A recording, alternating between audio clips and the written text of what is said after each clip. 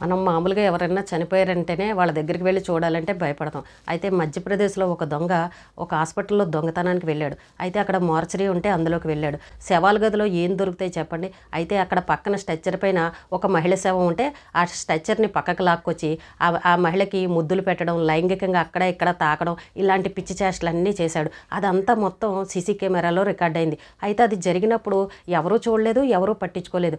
ఒక సంవత్సరం తర్వాత హాస్పిటల్ సిబ్బంది ఏదో విషయం మీద సీసీ ఫుటేజీ చెక్ చేస్తే ఈ దొంగ చేసిన పిచ్చి చేష్టలన్నీ ఆ సీసీ కెమెరాలో రికార్డ్ అయ్యాయి. హాస్పిటల్ వాళ్ళు వెంటనే పోలీసులకు కంప్లైంట్ ఇచ్చారు. పోలీసులు ఎవడు వీడని విచారణ చేసేసరికి ఆ దొంగ దొరికాడు, పట్టుకున్నారు. అంటే శవాన్ని కూడా వదలరనమాట.